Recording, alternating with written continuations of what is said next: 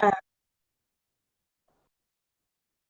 Thank you very much, our panelists and participants that have joined. So we are going to, because of the time, sincere apologies for, being here late. Quickly put on the agenda, the slide with the topic. So, we're going to quickly start off. Thank you very much for joining the webinar teamed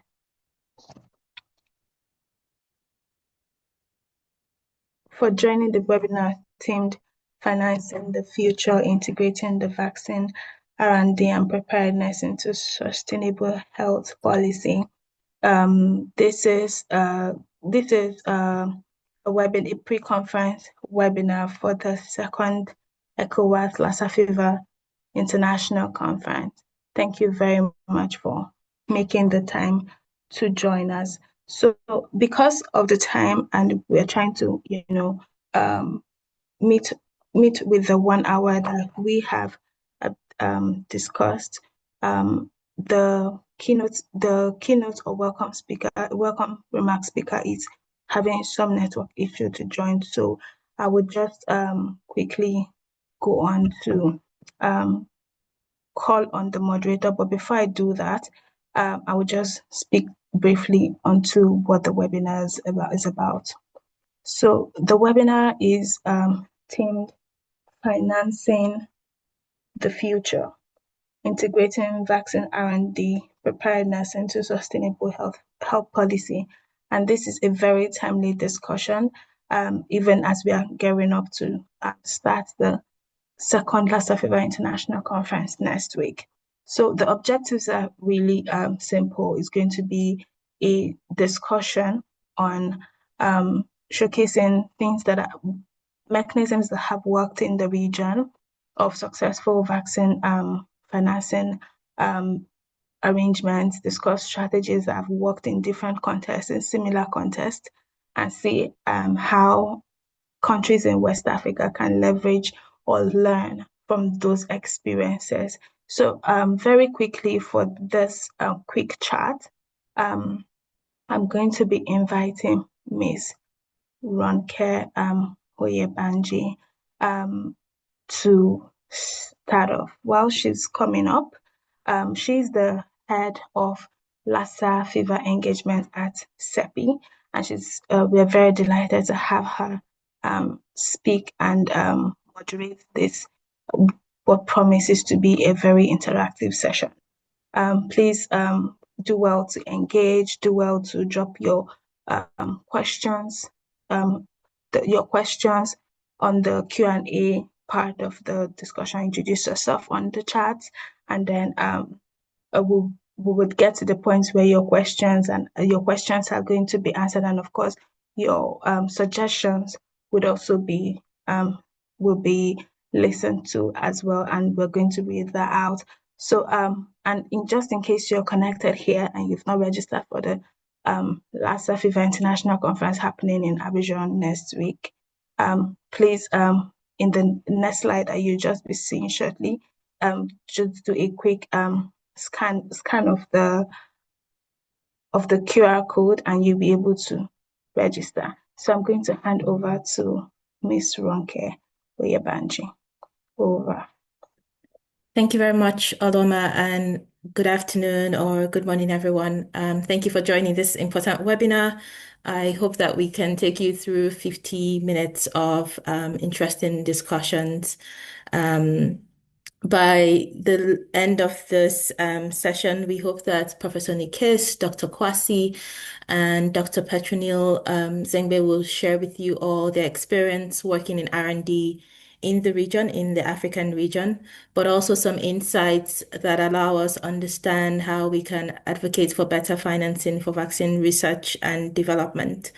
This is a Lassa Fever webinar series. So over the last 1 year or so, we've been talking about topics related to Lassa fever, and we will do the same for this webinar, but pulling lessons from other diseases, from other vaccine introduction exercises, and from other research experiences. So I thought it would be good for the panelists to briefly introduce themselves, maybe starting with Professor Ndembi, who is the Deputy Director General of the International Vaccine Institute, IVI, and someone I've had the pleasure of working with for many years. Professor Nikes, you are on mute. No, first, great pleasure, Ronke, seeing you. Is a very good example of really dedication that you are. I remember when the passion on moving into the global health space, and you've been occupying very well. Kudos, keep pushing. So we're very proud of you. So thanks so much for inviting me. As you mentioned, I'm the Deputy Director for the International Vaccine Institute, and also the Regional Director based out of Kigali. We, as IVI, we discover, we develop vaccines for low middle income countries. So it's my pleasure to be here. Thank you. Back to you, Ronke. Thank you very much, Professor Ndembi. And then Dr. Nyako Kwasi, who's with WHO Afro and the AVRF Secretariat, another group that CEPI works very closely with. Dr. Kwasi, over to you. Thank you very much for the invitation and the opportunity to be here. As mentioned, my name is Kwesi Nyako. I'm with WHO Regional Office in Congo-Brazzaville with the Disease Prevention and Control Cluster, Vaccine Research and Innovation Unit, and also the coordinator for AVRF, which is really for capacity building for regulatory agencies and ethics committees. We've been in the space for a while, particularly looking at it from the regulatory space, and I'm happy to be here. Thank you. Thank you very much, Dr. Kwasi. And finally, Dr. Petronile Akre-Zengbe, Professor Petronile Akre-Zengbe, who works in Côte d'Ivoire, who our host for the upcoming Lassa conference. And she is also a member of the West Africa Clinical Research Network and was very highly recommended for her expertise working in financing for clinical research. Over to you for your introduction.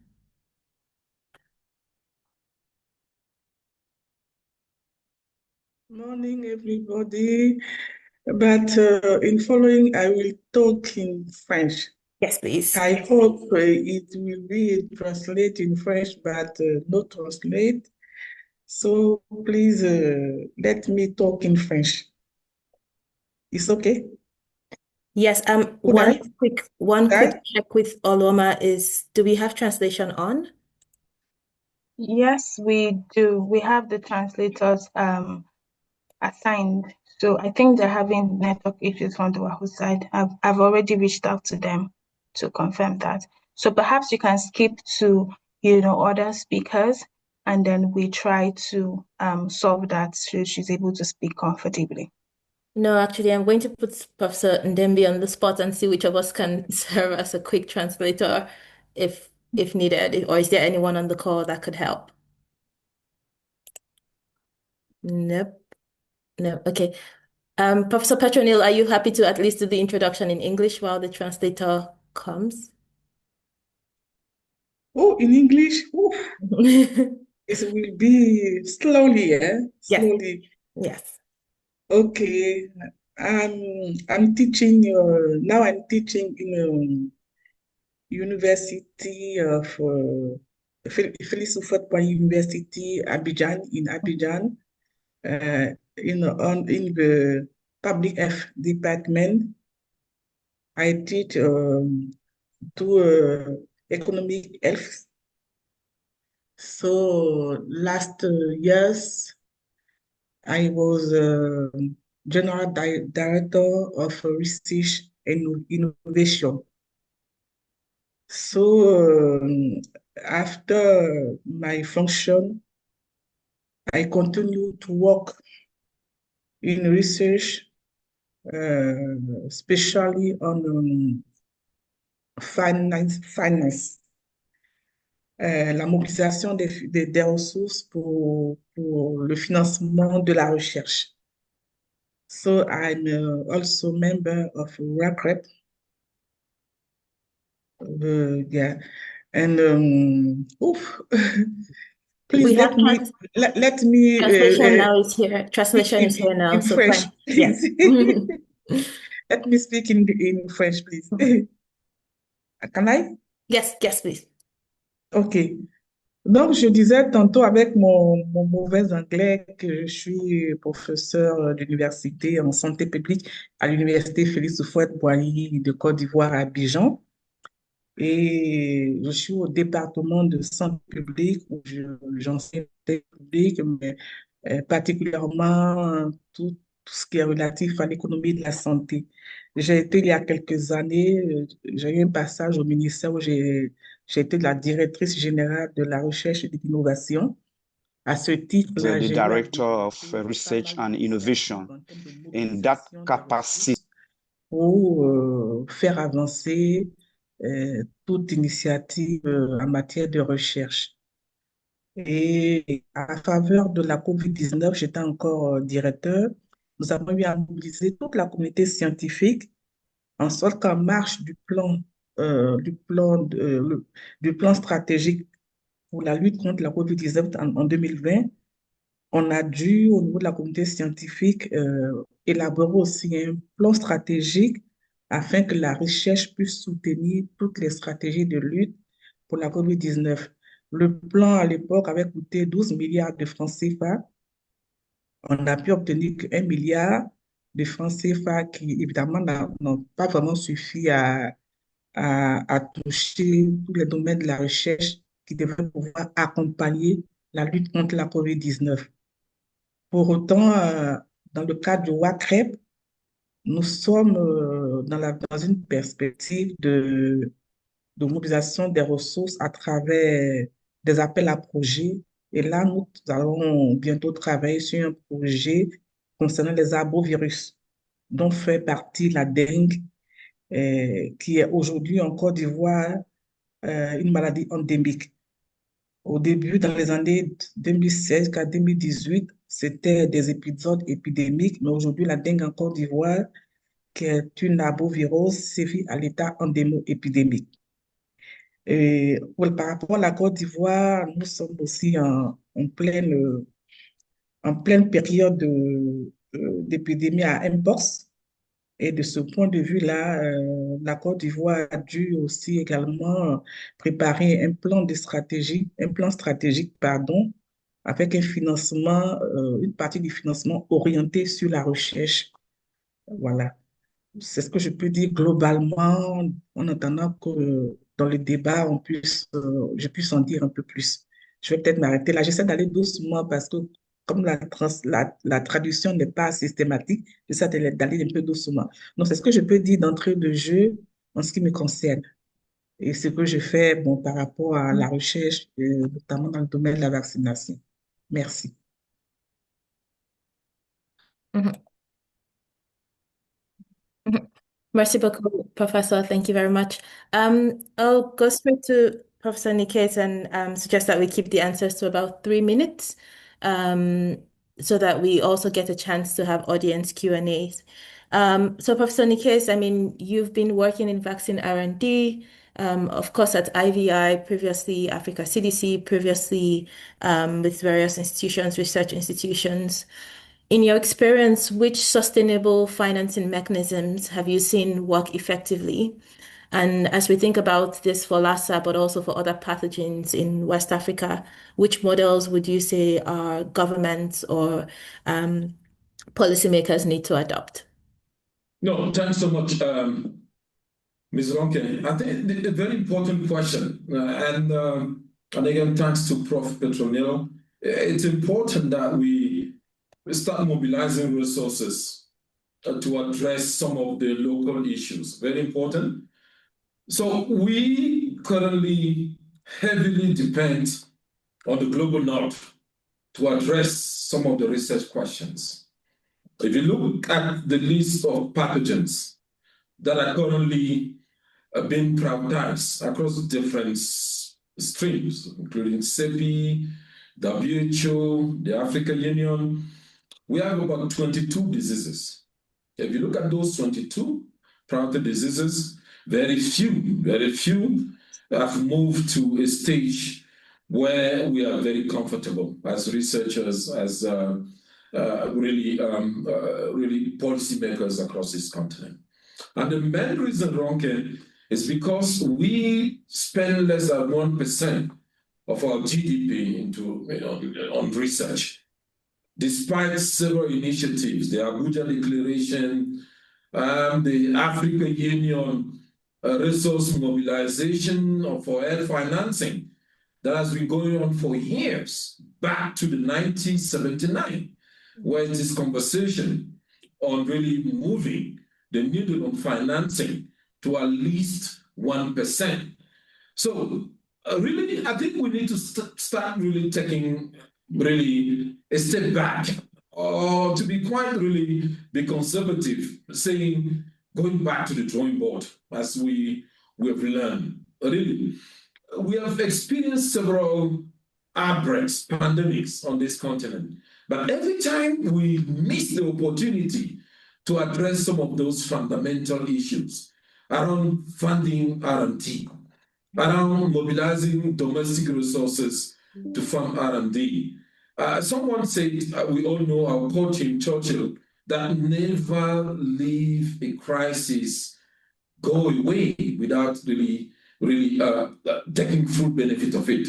So what does that mean? I think we're looking a bit closely to some of the models globally that have worked. If you look at it, the Korean, I'm going to start with that as a good example to pitch really, is that the Korean, 15 years ago, they only produced 5% of all the vaccines for their local need. I say 5%. I'm using deliberately this example because the African continent, through the African Union, we set an ambitious target to manufacture 60% of the vaccine by 2040 from 1%. The Koreans started at 5%. So as we speak, the Koreans are at 65% 15 years after. So as we speak, from 5% to 65%. So now we are 1%, we aspire to be at 60% by 2040. So what is the magic that we can unveil from the Korean experience? Two things. The Koreans developed a very attractive model from the university perspective, building talent to attract them to the industry. So industrialization, reshaping the curriculum. So Ronke, the same curriculum that we were studying in Nigeria, in West Africa, those years, they changed completely.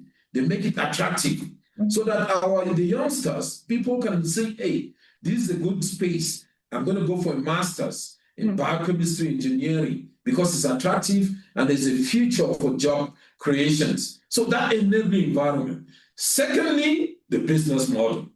What is the business model for Africa? If we want to move the Lassa Fever program initiative forward, not only it could be chikungunya, could be mpox, all the diseases that you know are of public health relevance for this continent, we need a business model.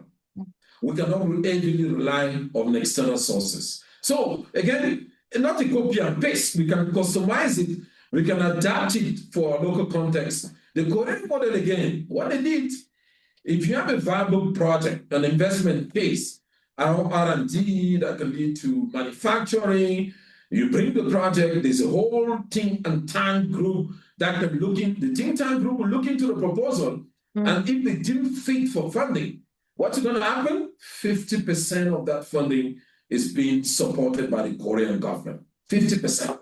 Means that you have a project of $100 million, then you bring it, and the committee deem it fit for funding, 50% of that will be going to be supported by the government.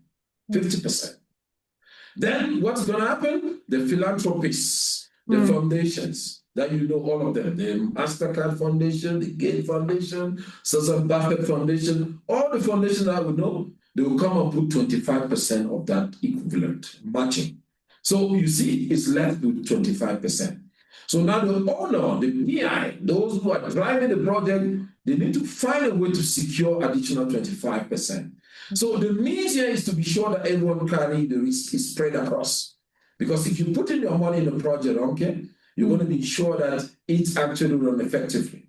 Because you are part of the funding. All this is called now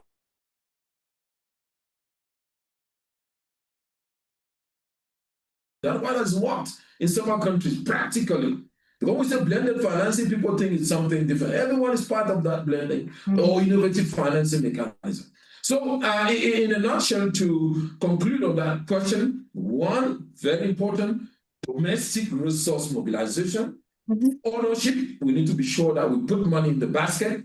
Our member state, either at regional level, as WOW is doing, ECOWAS is doing, at continental level, and even at national level, to be able to move this agenda on local manufacturing. It could not be leveled, all cannot be leveled to a disease, okay? Now we're talking of Lassa, it could be other diseases, but we know our problems, we know what we need. And also be sure that we network across institutions to leverage existing resources. What CEPI is already funding, what EDCTP is funding, what INRS is funding, what the NIG are funding, we need to find a way to leverage those investments to be sure that we actually build on rather than creating everything from the scratch. So I'm going to leave it there for now and back to you, Ronke. Thank you so much, Professor Ndembi. Very interesting insights. And actually, when we come back to you, I'd like to hear your thoughts on, you spoke about the philanthropy, private sector, MasterCard, Suzanne Buffet, and others. But I'd like to hear from you later on, how about a local philanthropists and how do we attract them to see R&D as attractive? So that's the question I'll come back to you on. Dr. Nyako, WHO Afro, WHO generally was very involved in MENAFRIVAC. And for those who do not know, MENAFRIVAC is a vaccine developed against meningitis A in the early 2000s, I believe. And the partnership, meningitis vaccine partnership, was WHO funded by the Gates Foundation with PATH and with other partners. And that was really to address the development of a vaccine for a disease that mostly affected African countries.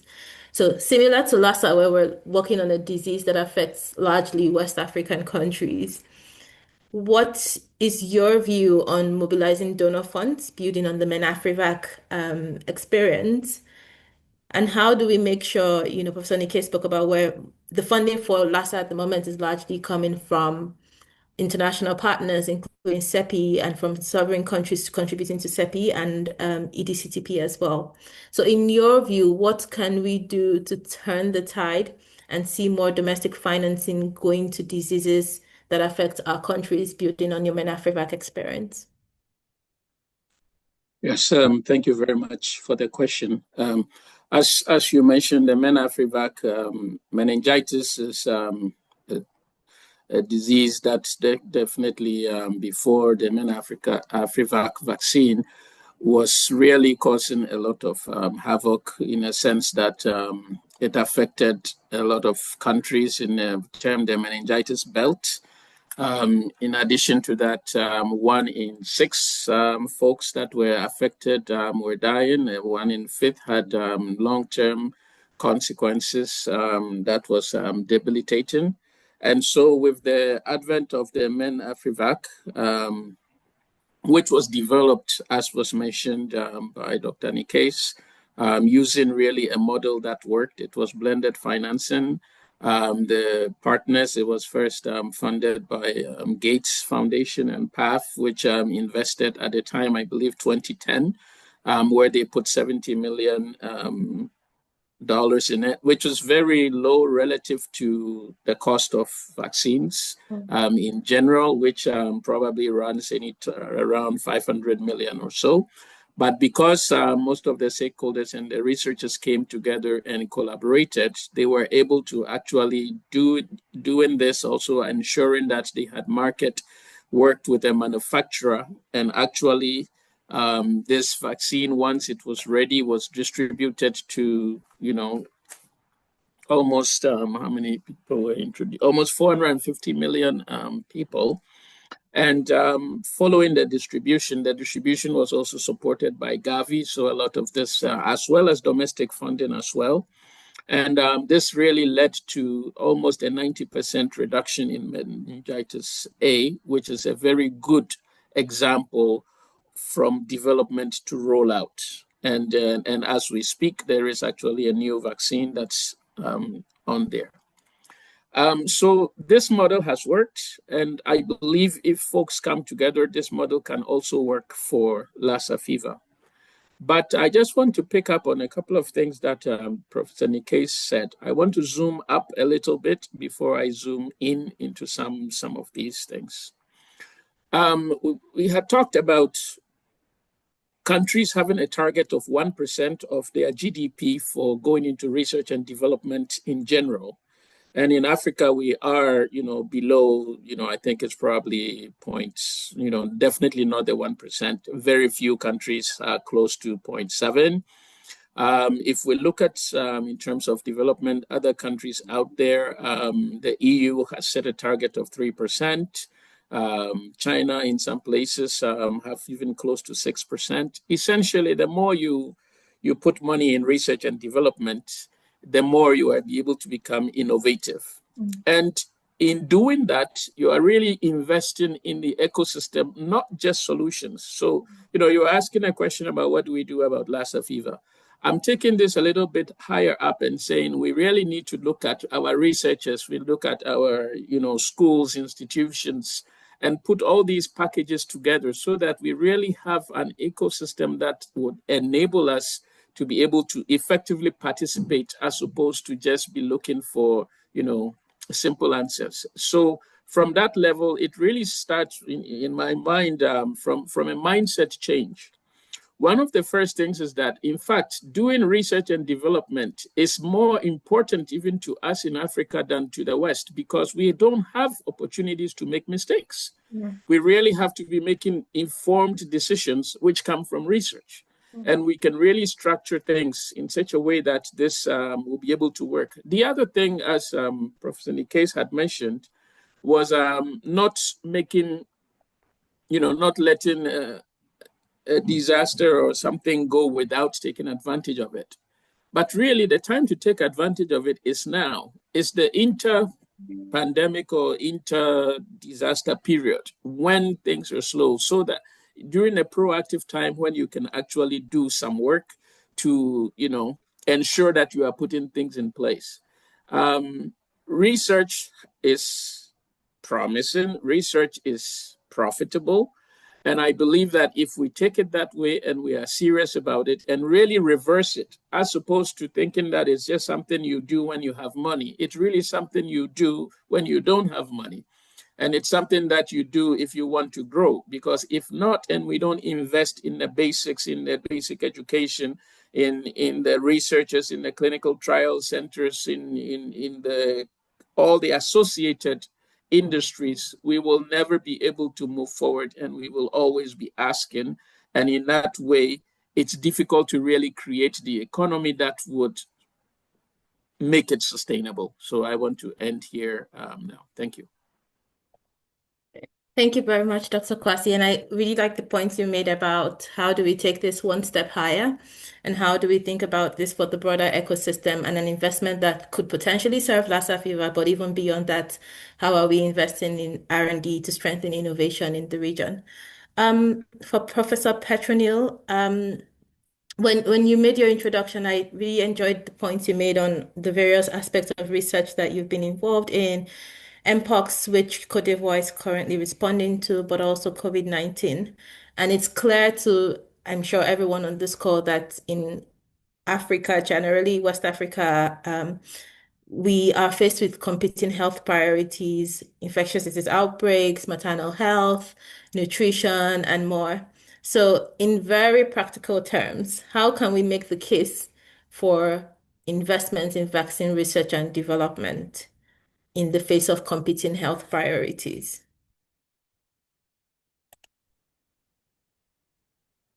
D'accord. Merci beaucoup de me redonner la parole. Je voudrais revenir à partir des deux intervenants, revenir sur un fait en Afrique. Aujourd'hui, nos pays ont formé suffisamment. Aujourd'hui, nos pays disposent d'un vivier important en matière de compétences dans le domaine de la recherche. Sur tous les plans, hein, que ce soit en recherche fondamentale, quelle que soit la discipline, hein, quelle que soit la discipline en tout cas, surtout en Afrique francophone, ce que je sais, c'est que nos pays ont beaucoup investi. On a un vivier considérable en matière de compétences de chercheurs pointus. Et justement, à la faveur de tout ce qui est coopération bilatérale, multilatérale, nos universités aussi sont suffisamment dotées d'infrastructures pour mener de la recherche. Et la communauté scientifique, ces derniers temps, avec les crises sanitaires, a réussi à élaborer des documents de politique. Oui, des documents de politique. Par exemple, dans le cas de la Côte d'Ivoire, on est passé dans notre document de politique sur la recherche, on est passé de 26 programmes prioritaires de recherche à 10 programmes prioritaires de recherche. Et le 10e programme prioritaire de recherche, justement, porte sur la COVID-19 et les maladies émergentes. Et par rapport au financement pour que ces programmes-là soient financés, pour que la recherche soit développée. Et là encore, on s'est tourné dans le plan de financement, on s'est tourné vers les partenaires. Parallèlement, au niveau de la direction de la recherche, on avait à l'époque demandé aux décideurs, au pouvoir public, de voir comment, sur les produits de rente à l'exportation, on ne pouvait pas faire une pension, un prélèvement qui allait justement aider à financer, puisque ces produits de rente-là sont aussi le fruit d'un travail de recherche.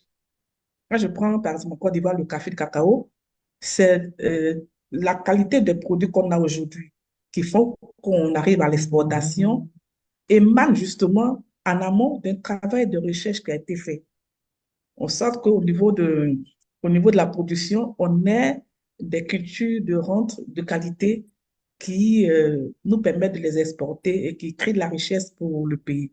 Donc, il y a des propositions qui ont été faites sur comment prélever à l'exportation un pourcentage, ne serait-ce que minime. On a même proposé à l'époque 0,3%, hein, même pas 0,3% pour financer les programmes de recherche, notamment en ce qui concerne la santé.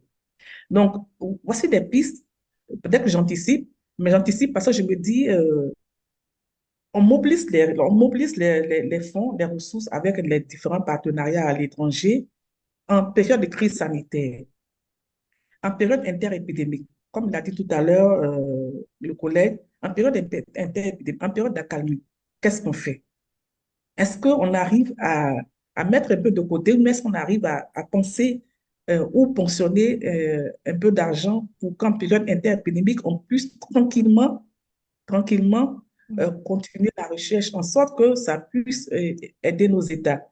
Aujourd'hui, moi, je pense que tout est là, mais la communauté scientifique, appuyée justement par le leadership, par exemple de l'OAS, puisse sensibiliser le politique en sorte que les priorités soient revues.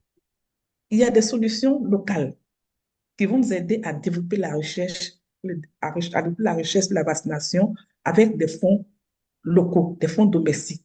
Mais pour ça, par rapport à l'expérience que j'ai, je pense que un organisme sous-régional tel que l'OAS pourrait jouer ce rôle leader-là auprès des politiques.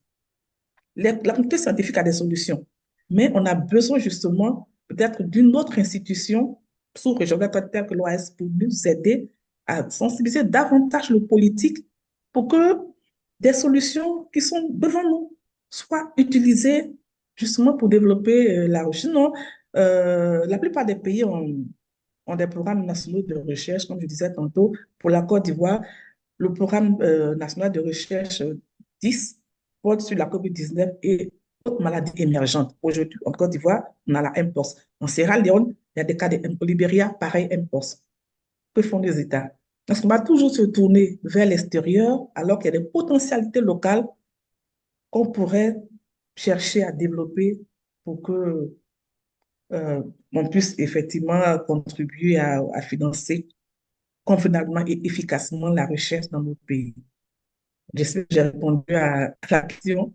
C'est ce que je peux dire. Merci.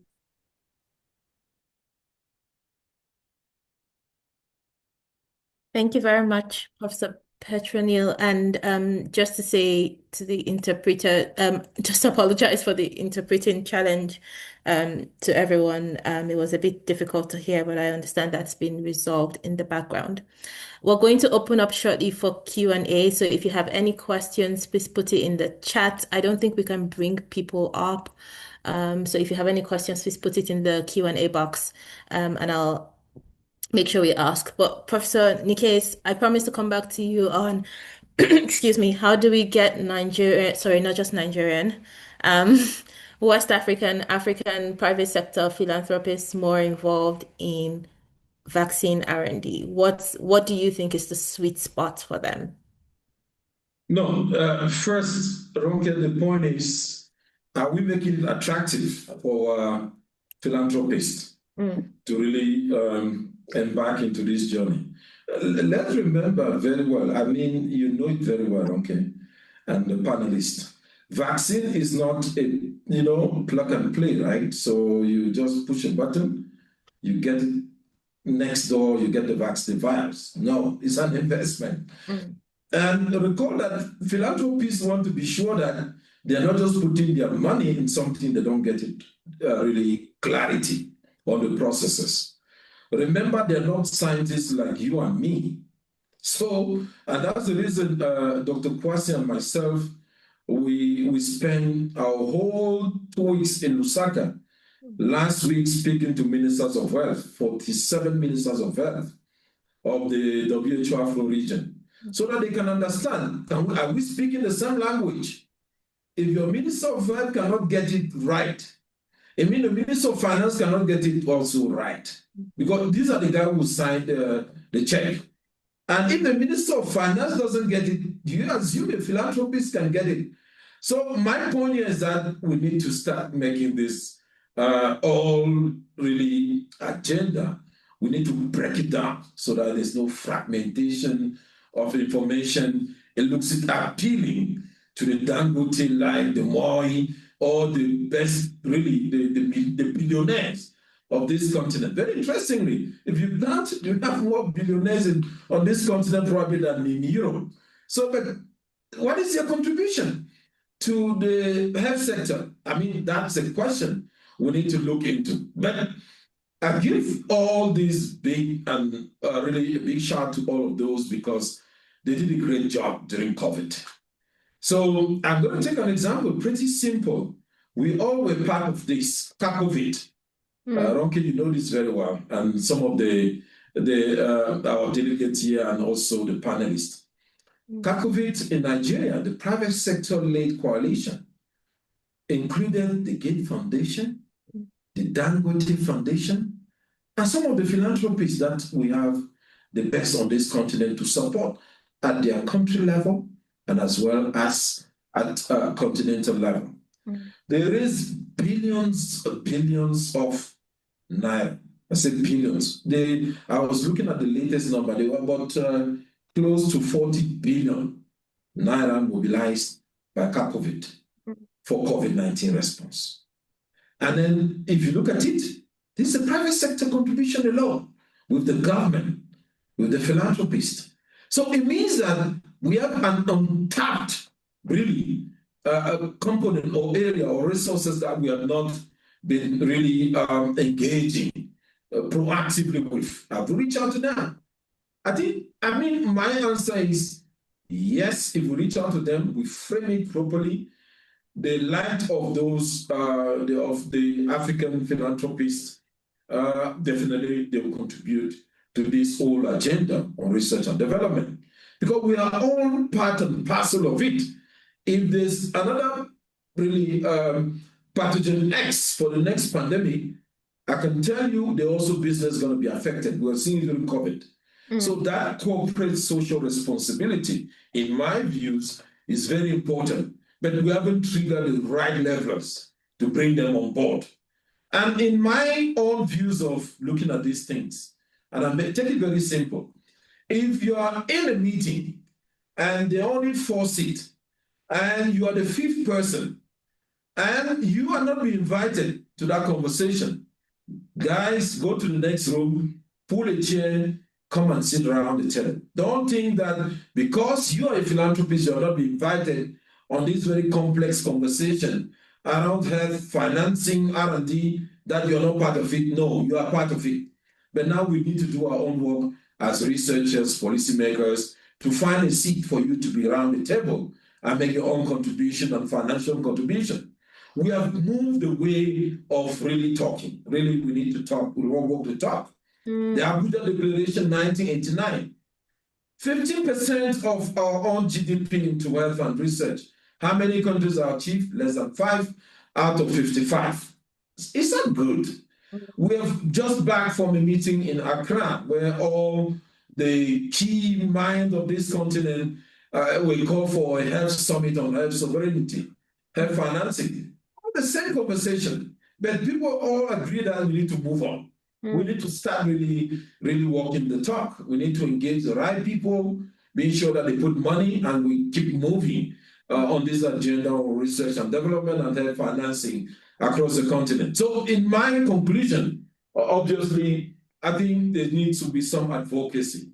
I think we're doing that already, WHO, and IVI, as I mentioned earlier, and UNITAID, Gavi, we are already meeting. I think we need to continue that. We need more of those meetings for advocacy and ensure that we speak to the right people around the ecosystem. Then the second thing is that, again, we need to engage with the champions. We need, within the AU, African Union, there's a champion for health financing. Just to tell you how serious they have been, a thought-through process. His Excellency President Kagame is the African Union champion on health financing.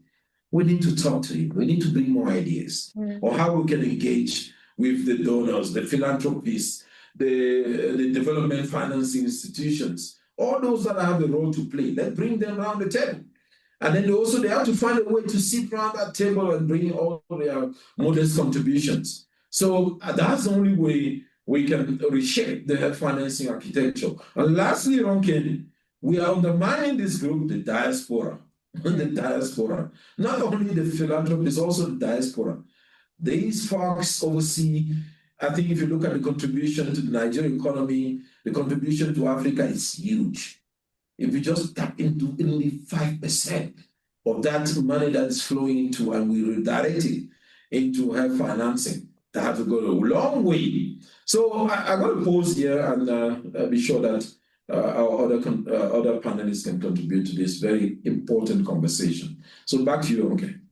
Thank you, Professor Ndembi, and very, very strong points, especially on, who is the champion, who's raising their voice, and who's helping us to mobilize international cooperation better. There's a question in the chat, and I'll pass it to Dr. Kwasi because I think you're perfect to answer this coming from a regional level. Some funds were given by private sectors as well as those by governments, and I suspect this is referring to COVID response.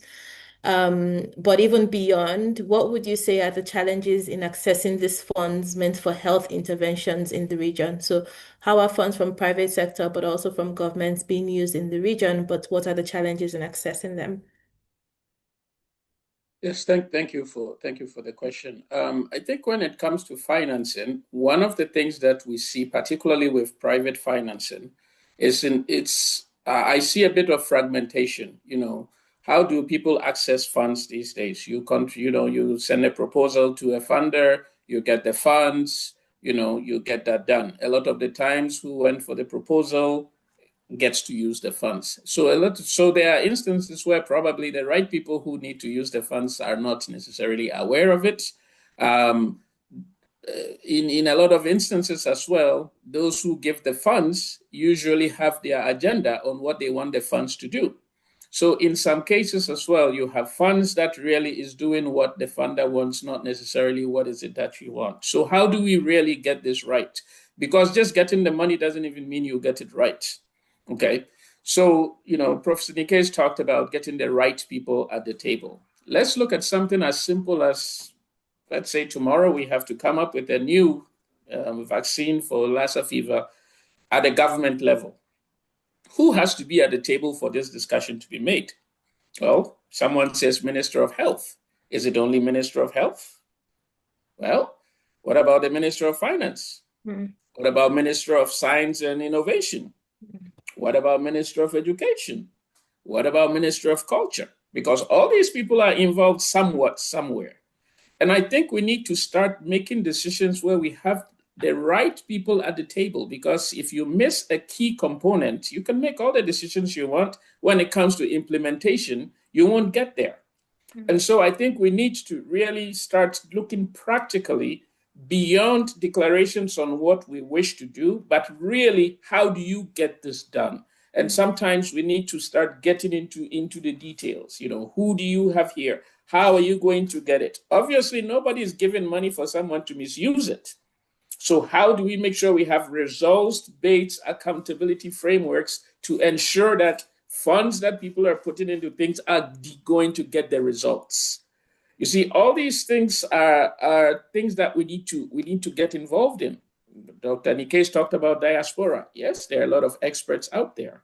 There are even people who are willing to volunteer their time and would be happy to do that. But how do we ensure that the time they put in is going to be worth it?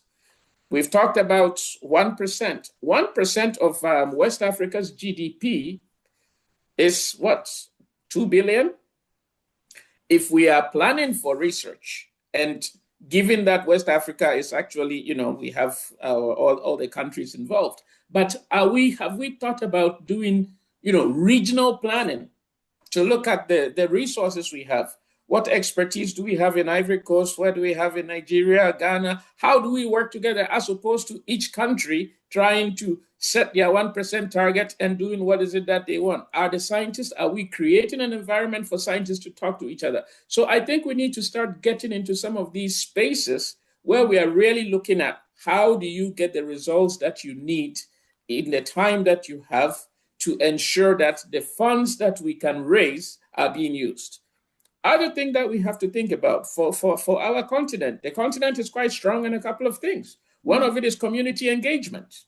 How are we engaging the community in the things we are doing in terms of educating them, in terms of getting them involved to ensure that it doesn't get into us? You know, you look at a place like United States, which is now quite sad, where a huge percentage of the population is against vaccines, but vaccines have saved them for years. Misinformation. All these things are stuff that we really need to get into, and we have to set up the structures to enable us to be able to start seeing these results, to encourage, you know, the young, those who are interested, so that we can actually see some results there. So I'll end there. Thank you. Thank you, Dr. Kwasi. I will come back to both you and Professor Nikes for a last word before I pass the mic. But one more question from Rachel Abuja, who works with the News Agency of Nigeria. And I'll pass this on to Professor Petronil. Rachel, I will try to blend your question into one.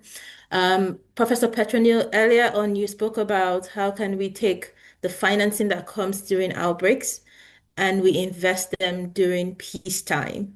And Rachel's question is really asking, you know, based on how blended financing has worked elsewhere, MENAFRIVA, Korea, etc., how do we make sure that investment in vaccine R&D is locally owned and sustainable? So taking those two bits together, my question to you, Professor Petronil, is when you say we should invest in peacetime, which areas of priority in clinical research should this investment go to in peacetime so that it can serve the region for long? And if you could answer that in perhaps 2 minutes so we can have one more round, last words before closing.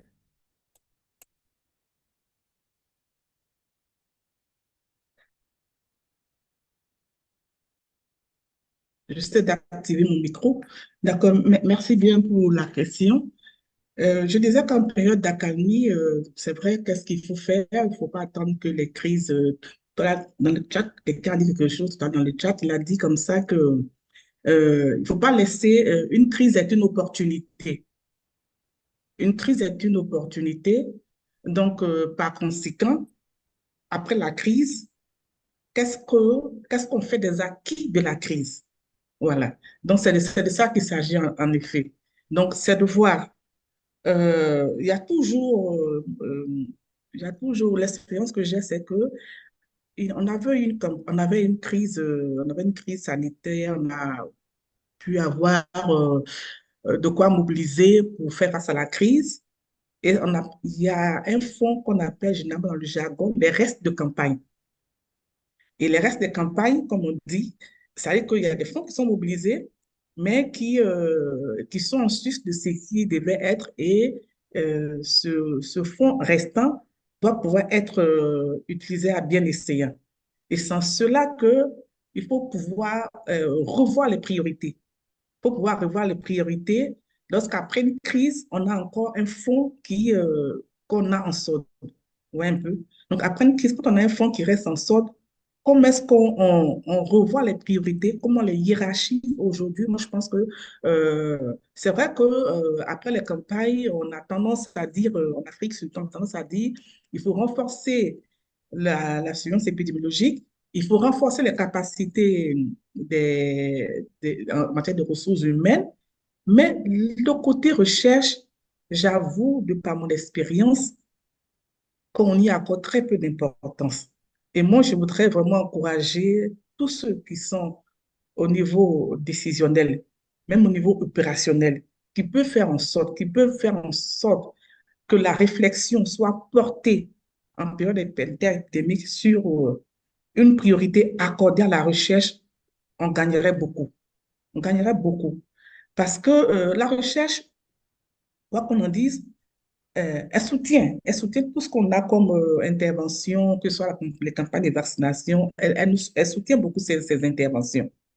Mais comment faire pour que, à notre niveau, au niveau local, nos chercheurs, avec le minimum de fonds, puissent initier, puissent développer la recherche, en sorte que cela aussi puisse encourager d'autres partenaires, qu'ils soient locaux ou pas, à venir justement accompagner la communauté scientifique pour que les évidences qu'elles produisent à partir de leurs travaux puissent aider le système à avoir des informations en ce qui concerne la recherche et le développement.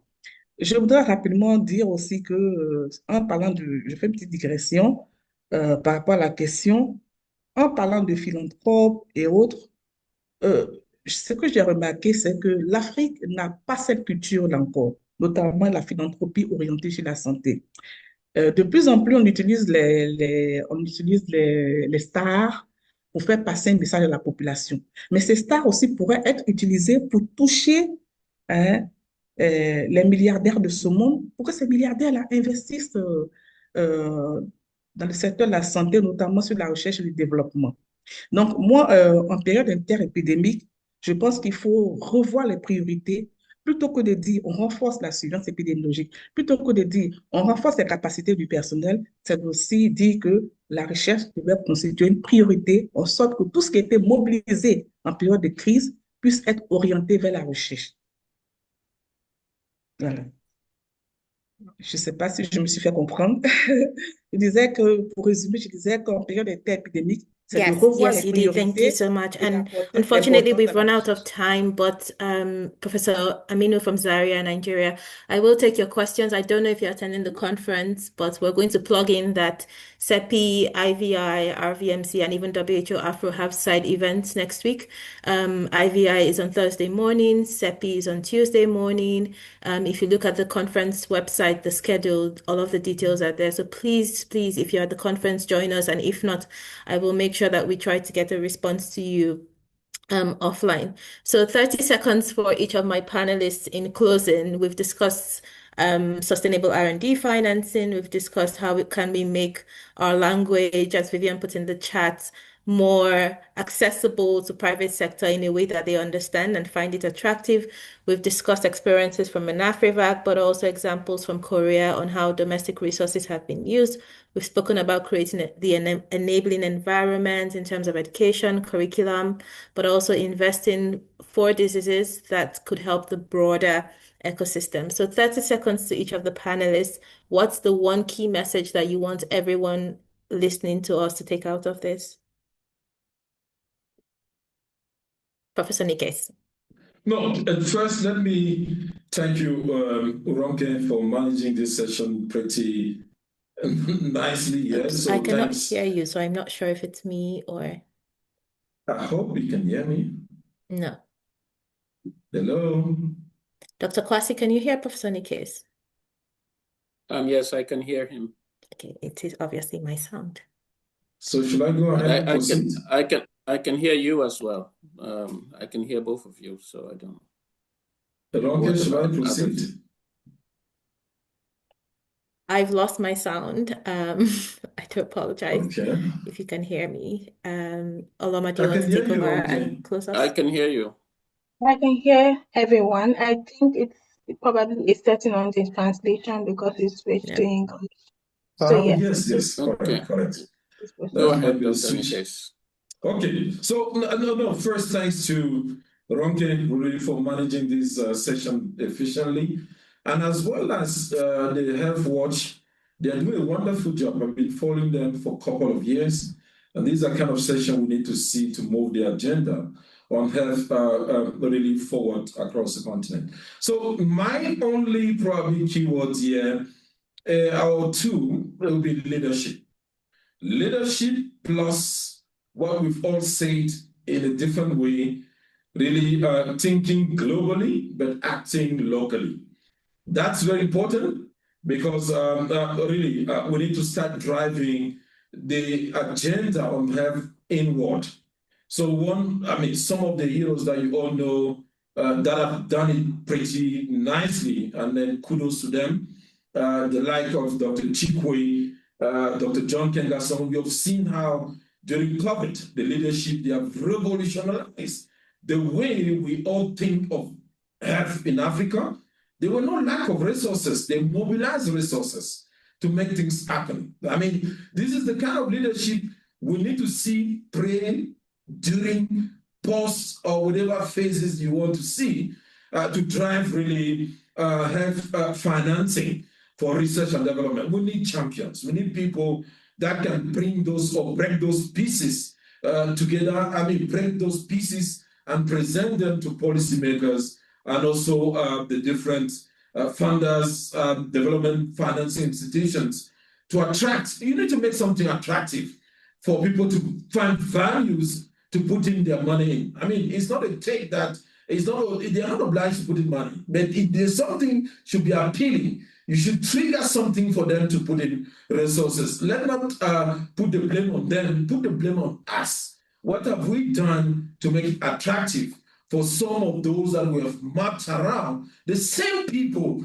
that put in resources during COVID, to put the same money that we actually put in at some level at this particular juncture, at this particular time to drive it. So leadership and making the business investment more attractive to all stakeholders to drive this agenda or research and development agenda. Thanks again for inviting me, and then it was really an honor to be here. Back to you, Ronke. Thank you. I'm going to be stepping in for Ronke now. She has lost her sound for some reason. So thank you, Prof, for that, a very powerful closing. It's very important that we make vaccine R&D financing attractive. So I'm going to give Dr. Kwasi just a minute to give us some closing thoughts. Over to you, Prof. Yes, thank you for the invitation and the opportunity to participate. I just want to end very simply by saying that we do have what it takes. We have the people, we have the expertise, and we have a lot of words, a lot of resolutions. I think we really need to start getting into actionable things that would enable us to get results, to be able to make into reality the things that we talk nicely about. To be able to get shovel-ready projects so that in times of emergency, we can put them into practice requires a lot of work, quiet work in the background. And I hope that with the right leadership, as has been mentioned, we will be able to really get into this habit of really doing the right things when nobody's watching, so that when we need them, we will have this ready to go. Once again, thank you for the opportunity. Bye. Thank you. Thank you very much, Dr. Kwasi, for that. Over to you, Professor Akuri. Do you have any closing thoughts? Merci. Je voudrais juste conclure en disant que moi, je rêve un peu, en me tournant vers l'OAS. Je voudrais qu'un jour, son rôle leader auprès des gouvernements. Gavi, CEPI sont les initiatives occidentales qui ont beaucoup aidé l'Afrique. Et ça, il ne faut pas le nier, ils ont beaucoup aidé l'Afrique. Mais est-ce qu'il ne serait pas temps aujourd'hui, en parlant de financement domestique sous-régional, que l'OAS joue ce rôle leader auprès des gouvernements, faire en sorte que les gouvernements puissent sensibiliser localement, qu'on mette en place ces programmes ces programmes de mobilisation de ressources sur les fonds locaux. Et ça, c'est possible. On a des potentialités. On a tellement de produits de rente, que ce soit l'or au Mali, que ce soit le au Mali, que ce soit le secteur agricole en Côte d'Ivoire ou bien au Nigeria ou au Ghana. Il y a ces potentialités-là. Et je pense que l'OAS, il est temps pour l'OAS de jouer ce rôle leader auprès des gouvernements, en sorte que le modèle Gavi, le modèle CEPI, puisse aussi connaître une reproduction positive en Afrique de l'Ouest. C'est le rêve que je voudrais partager avec vous. Merci.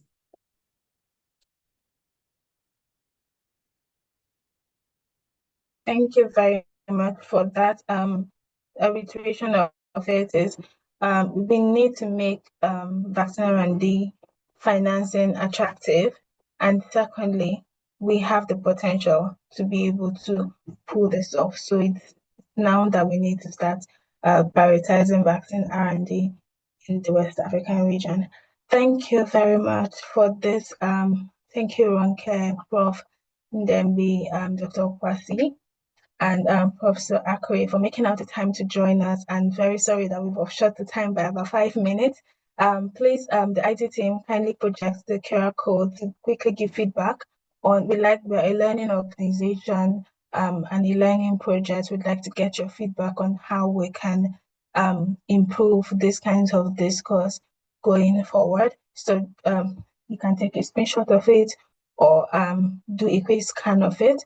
My colleague is also going to drop the link on the chat box for you to be able to easily click on it and give feedback.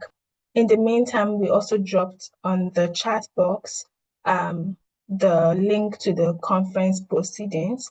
So if you want to interact with some of the research that were prioritized and for the abstracts, please, go on and interact with the conference proceedings.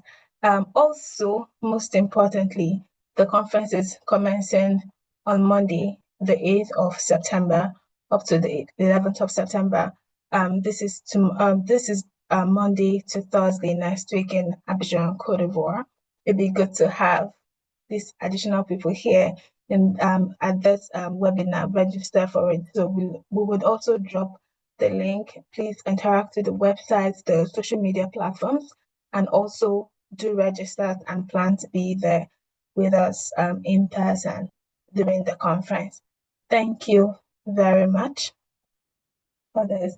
I'm just doing a quick check to be sure.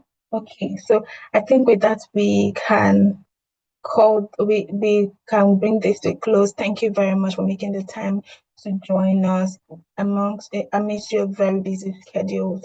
And thank you very much for making this conversation very conversational and interactive. And sincere apologies for the colleagues who couldn't take their questions. Please tune in to the social media platforms, and you'll be able to get some of your answers to the questions you had during the conference, at the conference, and also on the platforms. Thank you very much. And have a blessed day. Merci. Au revoir. Au revoir. Thank you. Bye-bye. Thank you. Bye-bye. Thank you.